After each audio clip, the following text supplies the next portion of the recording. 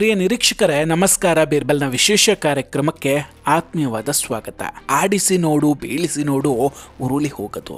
ರಾಹುಲ್ ಗಾಂಧಿ ಅವರೇ, ನೀವು ಎಷ್ಟೇ ಪ್ರಯತ್ನವನ್ನ ಪಟ್ಟರು, ಯಾವ ಬಾಂಬ್ ತಂದು ಹಾಕಿದ್ರೂ ಕೂಡ ಮೋದಿಜಿಯ ಸರ್ಕಾರವನ್ನ ಹಿಂಗೆ ಉರುಳಿಸೋದಕ್ಕೆ ಖಂಡಿತ ಸಾಧ್ಯ ಇಲ್ಲ. ಅದನ್ನ ಅಲುಗಾಡಿಸೋದಕ್ಕೂ ನಿಮ್ಮಿಂದ ಆಗೋದಿಲ್ಲ. ಕೊನೆಗೆ ಆಡಿಸಿದಾತ ಬೇಸರಗೊಂಡು ಆಟ ಮುಗಿಸ್ಬೇಕು ಅಷ್ಟೇ. ರಾಹುಲ್ ಗಾಂಧಿ ಅವರನ್ನು ನೋಡಿದ್ರೆ ಬೇಜಾರಾಗುತ್ತೆ. ಒಂದೊಳ್ಳೆ ಅಸ್ತ್ರ ಇದು ಅಂತ ಬತ್ತಳಿಕೆಯಿಂದ ತೆಗೆದು ಬಿಲ್ಲಿಗೆ ಬಾಣವನ್ನು ಹೂಡಿದ್ರೆ ಅದು ಇವರಿಟ್ಟ ಗುರಿ ತಲುಪೋದು ಬಿಟ್ಟು ವಾಪಸ್ ಬಂದು ಇವ್ರ ಮೂತಿಗೆ ಬಡಿಯುತ್ತೆ. ಈಗ ನೋಡಿ, ಹೊಸ ಶೋನ ಎಪಿಸೋಡ್ 2 ಹಾಗೆ ಆಗಿದೆ. ಟೈಟಲ್ ನೋಡಿ ಯಾವ ಬಾಂಬು ಅಂತ ಕನ್ಫ್ಯೂಸ್ ಆಗಬೇಡಿ. ಇದು ರಾಹುಲ್ ಗಾಂಧಿ ಅವರೇ ಹೇಳಿದಂತಹ ಹೈಡ್ರೋಜನ್ ಬಾಂಬಿನ ಕತೆ. ಅಂದರೆ ಅವರೇ ಹೇಳಿದ್ರಲ್ವಾ, ಮೊದಲನೇದು ಆಟಮ್ ಬಾಂಬು, ಎರಡನೇದು ಹೈಡ್ರೋಜನ್ ಬಾಂಬು ಅಂತ. ಆದರೆ ಈಗ ನೋಡಿದ್ರೆ ಅನ್ನಿಸ್ತಾ ಇದೆ, ಈ ಹೈಡ್ರೋಜನ್ ಬಾಂಬ್ಗಿಂತ ಆ ಆಟಮ್ ಬಾಂಬೆ ಪರವಾಗಿರಲಿಲ್ವೇನೋ ಅಂತ. ವೀಕ್ಷಕರೇ, ಕರ್ನಾಟಕದ ಕಲಬುರಗಿ ಜಿಲ್ಲೆಯ ಒಂದು ವಿಧಾನಸಭಾ ಕ್ಷೇತ್ರ ಈ ಆಳಂದ. ಈ ಕ್ಷೇತ್ರದಲ್ಲಿ ಕಾಂಗ್ರೆಸ್ ಮೊದಲು ಗೆದ್ದಿದ್ದು 1989ರಲ್ಲಿ. 1989ರ ನಂತರ, ಅಂದರೆ 30ರಿಂದ 35 ವರ್ಷಗಳ ನಂತರ 2023ರ ವಿಧಾನಸಭಾ ಚುನಾವಣೆಯಲ್ಲಿ ಈ ಆಳಂದ ಕ್ಷೇತ್ರದಲ್ಲಿ ಕಾಂಗ್ರೆಸ್ ಪಕ್ಷ ಮತ್ತೆ ಗೆಲ್ಲುತ್ತೆ. ಇದರಲ್ಲಿ ಒಂದು ವಿಷಯವನ್ನ ಅರ್ಥ ಮಾಡ್ಕೊಳ್ಳಿ. 1989ರಿಂದ 2023ರ ಮಧ್ಯೆ ಕರ್ನಾಟಕದಲ್ಲಿ ಕಾಂಗ್ರೆಸ್ ಎಷ್ಟು ಬಾರಿ ಅಧಿಕಾರಕ್ಕೆ ಬಂದಿದೆ? ತುಂಬಾ ಸಲ ಬಂದಿದೆ. ಜೊತೆಗೆ ಕೇಂದ್ರದಲ್ಲೂ ಕೂಡ ಇವರೇ ಅಧಿಕಾರದಲ್ಲಿದ್ರು. ಅಲ್ಲದೆ ಕಲಬುರ್ಗಿ ಅನ್ನೋದು ಖರ್ಗೆ ಫ್ಯಾಮಿಲಿಯ ತವರೂರು.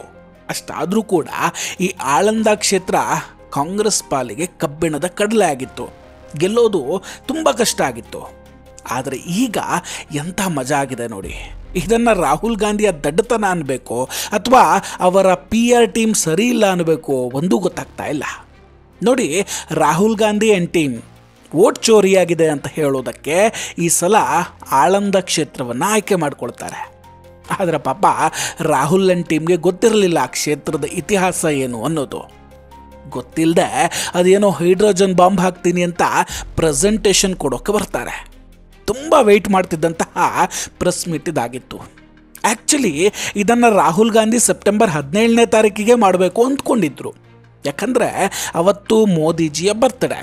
ಸೊ ಮೋದಿಜಿಗೆ ಇಂಥದ್ದೊಂದು ಬರ್ಡೇ ಗಿಫ್ಟನ್ನು ಕೊಡಬೇಕು ಅನ್ನೋದು ಅವರ ಪ್ಲಾನ್ ಆಗಿತ್ತು. ಆದರೆ ರಾಹುಲ್ ಗಾಂಧಿಯವರ PR ಟೀಮ್ ಮತ್ತು ಆ ಮಲೇಷಿಯಾ, ಮಯನ್ಮಾರ್ನ ಟೀಮು ಅದಕ್ಕೆ ಒಪ್ಪಲಿಲ್ಲ. ನೀವು ಸೆಪ್ಟೆಂಬರ್ 17ಕ್ಕೆ ಪ್ರೆಸೆಂಟೇಷನ್ ಕೊಡೋದು ಬೇಡ ಅಂತ ಹೇಳ್ತಾರೆ. ಅವತ್ತು ಮೋದಿಜಿ ಬರ್ಡೇ ಇರೋದ್ರಿಂದ ಮೀಡಿಯಾ ಮತ್ತು ಜನ ಮೋದಿಜಿ ಹಿಂದಿರ್ತಾರೆ. ನಿಮ್ಮ ಪ್ರೆಸ್ ಕಾನ್ಫರೆನ್ಸ್ಗೆ ಅವ್ರು ಯಾರೂ ಬರೋದಿಲ್ಲ ಅಂತ ಹೇಳ್ತಾರೆ.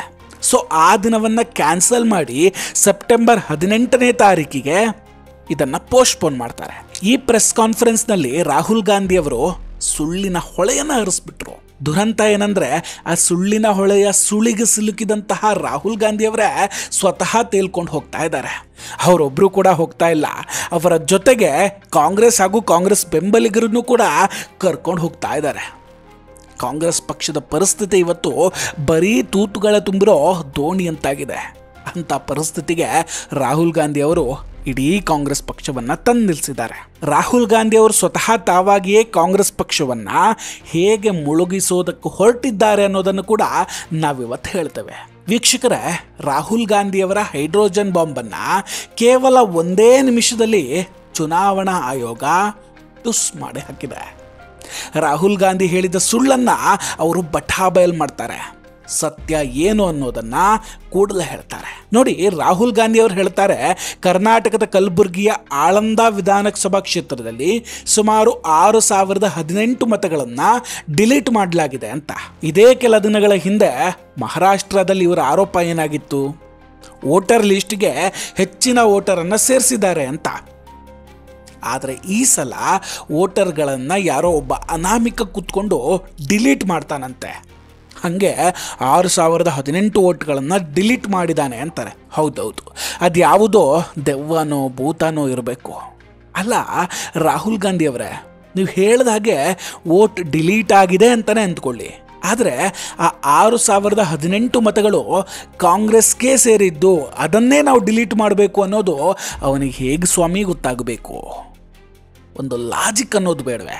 ಮಕ್ಕಳಿಗೆ ಕತೆ ಹೇಳ್ದಂಗೆ ಕತೆ ಹೇಳ್ತಿರಲ್ಲ ರಾಹುಲ್ ಗಾಂಧಿಯವರೇ, ಒಂದಾದ್ರೂ ಲಾಜಿಕ್ ಬೇಡವೆ?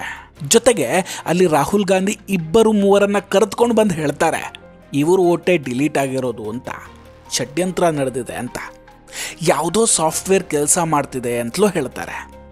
ಇದನ್ನು ಚುನಾವಣಾ ಆಯೋಗದ ಜ್ಞಾನೇಶ್ ಕುಮಾರ್ ಅವರೇ ಮಾಡ್ತಿದ್ದಾರೆ ಅಂತಲೂ ಆರೋಪ ಮಾಡ್ತಾರೆ. ಇದೆಲ್ಲ ರಾಹುಲ್ ಗಾಂಧಿಗೆ ಗೊತ್ತಾಗಿದ್ದು ಹೇಗೆ?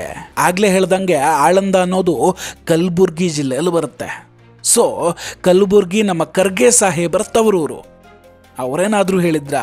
ಅವರ ಮಗ ಪ್ರಿಯಾಂಕ್ ಖರ್ಗೆ ಅವರೇನಾದರೂ ಹೇಳಿದ್ರಾ? ಅವರೇ ಏನಾದರೂ ಹುಡುಕಿ ಕೊಟ್ರಾ? ಹಾಗಾಗಿಲ್ಲ. ರಾಹುಲ್ ಗಾಂಧಿಗೆ ಆಳಂದದಲ್ಲಿ ಒಬ್ಬರು BLO ಪರಿಚಯ ಇದ್ದಾರಂತೆ. ಈ BLO ಅಂದರೆ ಚುನಾವಣಾ ಆಯೋಗಕ್ಕೆ ಸಂಬಂಧಿಸಿದ ಅಧಿಕಾರಿ, ಅವರಿಂದ ಒಂದಷ್ಟು ಮಾಹಿತಿ ಸಿಗುತ್ತೆ ಇವರಿಗೆ. ಅವರ ಒಬ್ಬ ಸಂಬಂಧಿಕರ ವೋಟ್ ಡಿಲೀಟ್ ಆಗಿತ್ತಂತೆ, ಅದನ್ನು ಅವರ ಪಕ್ಕದ ಮನೆಯವನೇ ಮಾಡಿದ್ನಂತೆ. ಅದನ್ನು ಕೇಳಿದ ಮೇಲೆ ಇವರಿಗೆ ವೋಟ್ ಡಿಲೀಟ್ ಮಾಡ್ತಾರೆ ಅನ್ನೋದು ಗೊತ್ತಾಗಿದೆಯಂತೆ. ಇದು ರಾಹುಲ್ ಗಾಂಧಿಯವರು ಸ್ಟೇಜ್ ಮೇಲೆ ಹೇಳಿದಂತಹ ಕತೆ. ಇದಾದ ನಂತರ ಚುನಾವಣಾ ಆಯೋಗ ಒಂದು ಟ್ವೀಟ್ ಮಾಡಿ ಹೇಳುತ್ತೆ.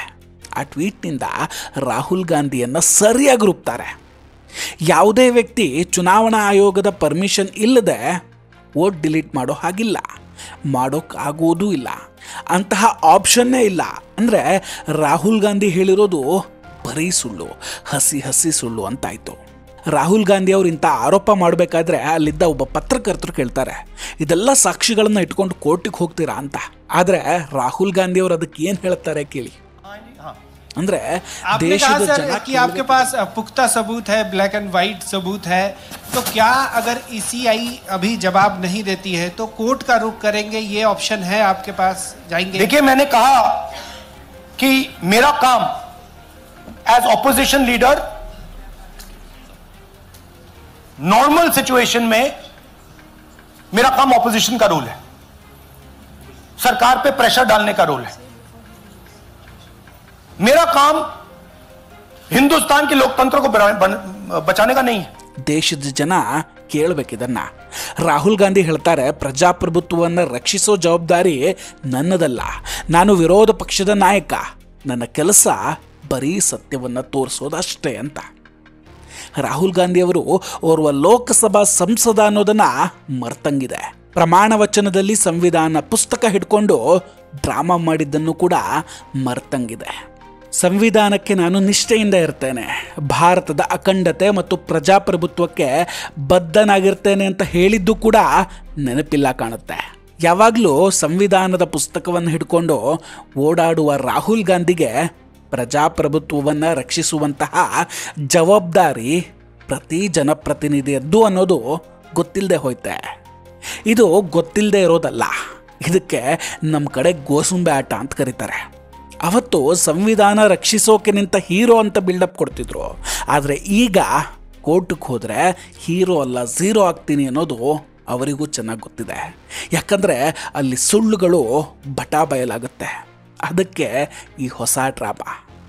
2024ರಲ್ಲಿ ಸಂವಿಧಾನ ಉಳಿಸಿ ಅನ್ನೋ ಆಂದೋಲನವನ್ನು ಇಡೀ ದೇಶದಲ್ಲಿ ಮಾಡ್ತಾ ಇದ್ರು, ಈಗ ಈ ಕತೆ ಹೊಡಿತಾ ಇದ್ದಾರೆ. ಇನ್ನೂ ಮಜಾ ಏನಂದರೆ, ರಾಹುಲ್ ಗಾಂಧಿ ಅವರು ಪ್ರೆಸ್ ಕಾನ್ಫರೆನ್ಸ್ ನಡೆಸೋ ಹಿಂದಿನ ದಿನ ಕರ್ನಾಟಕದಲ್ಲಿ ಒಂದು ಘಟನೆ ನಡೆದಿತ್ತು. 2023ರ ವಿಧಾನಸಭಾ ಚುನಾವಣೆಯಲ್ಲಿ ಮಾಲೂರು ಕ್ಷೇತ್ರದ ಕಾಂಗ್ರೆಸ್ ಅಭ್ಯರ್ಥಿ KY ನಂಜೇಗೌಡ ಅವರು ಗೆದ್ದು ಬಂದಿರ್ತಾರೆ. ಆದರೆ ಈಗ ಅವರ ಗೆಲುವನ್ನು ಹೈಕೋರ್ಟ್ ಇನ್ವ್ಯಾಲಿಡ್, ಅಸಿಂಧು ಅಂತ ಘೋಷಣೆ ಮಾಡಿದೆ. ಇನ್ನು 4 ವಾರಗಳಲ್ಲಿ ಅದರ ಮರು ಎಣಿಕೆ ಆದೇಶವನ್ನು ಕೂಡ ನೀಡಿದೆ.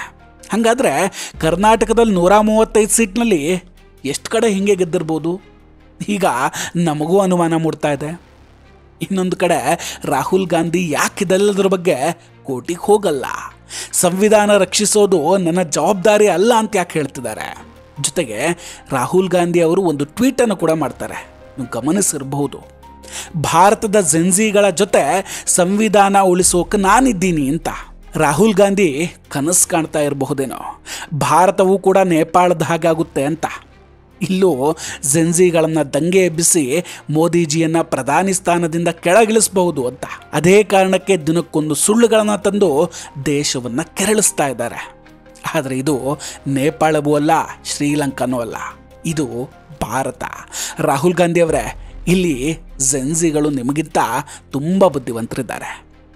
ವೀಕ್ಷಕರೇ, ಇದೆಲ್ಲದರ ಬಗ್ಗೆ ನಿಮ್ಮ ಅಭಿಪ್ರಾಯ ಏನು? ದಯವಿಟ್ಟು ಕಮೆಂಟ್ ಮಾಡಿ ತಿಳಿಸಿ.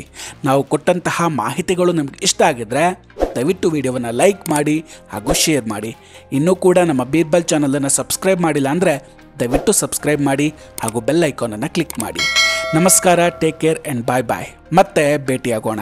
ಜೈ ಹಿಂದ್.